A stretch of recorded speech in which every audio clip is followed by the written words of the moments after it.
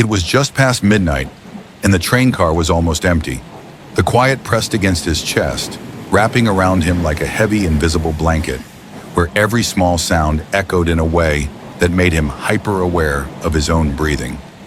He slid into a seat by the window, pulling his coat tighter around him as the cold night air lingered in his bones.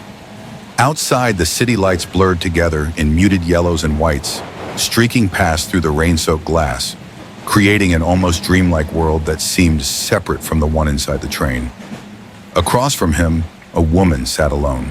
She wasn't merely looking out the window, she was whispering softly, almost as if she were speaking to someone unseen. Her presence was quiet, yet it held a strange kind of gravity, the type that makes you notice even when you don't want to. He hesitated for a moment, unsure if he should speak, but curiosity edged him forward. "Do you always travel at night?" he asked, his voice careful, slightly trembling as if even the sound of it might break the spell surrounding her. She turned slowly, her eyes catching the dim light from the train's overhead bulbs. There was something familiar in her gaze, though he couldn't place it, a feeling like recognition from a memory he didn't know he had. "Sometimes," she said softly, "the night is the only time you can speak to the people you've lost." Her words hung in the air, heavy and fragile all at once. He didn't understand immediately, but there was a weight to them, a truth that pressed against his chest and refused to let go. She wasn't sad. She was patient. Patient in a way that suggested the train itself carried secrets that were meant to be heard, not told.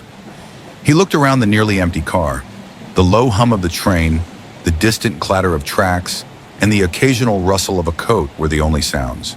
His mind began to wander. Who had she lost? And who did he himself long to speak to in the night? Memories of lost friends, failed relationships, and words left unsaid pressed in on him, making the train feel both intimate and infinite at the same time. The stops came and went, but neither of them moved. She didn't glance at the few passengers boarding or leaving. She simply stared ahead, lost in a world he couldn't enter, yet one he couldn't stop imagining. He felt like he was witnessing a story unfold, unsure if he was part of it or merely a bystander. Minutes stretched into what felt like hours, each second slower than the last. He imagined the conversations she might have had with those she had lost, words carried only by the night, unseen, unheard, yet full of meaning. He imagined the first time she had boarded this train, or the last. The thought sent a chill down his spine, making him more aware of every heartbeat, every breath. And then, as the train slowed at the next station, everything changed. She was gone. No goodbye, no trace, just the lingering echo of her words and the faint smell of rain that seemed to follow her, as if the world itself remembered her passage. He remained in his seat, heart pounding, feeling a strange mixture of fear, awe, and longing. For a moment he questioned whether it had all been real, yet something deep inside told him it had. The presence, the words, the silence, they were all real.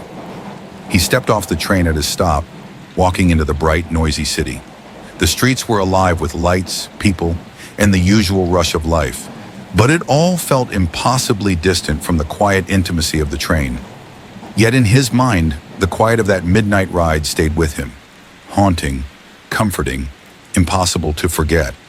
He realized that sometimes life gives you glimpses of things that cannot be explained, moments that are meant not to answer your questions, but to remind you that some mysteries are meant to stay with you forever.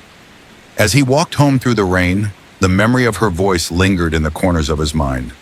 The night is the only time you can speak to the people you've lost. He repeated the words softly to himself, letting them echo through his thoughts. And though he would never see her again, that night, that train, and that quiet, whispered secret would remain with him for the rest of his life, like a soft, haunting melody that only the night could carry.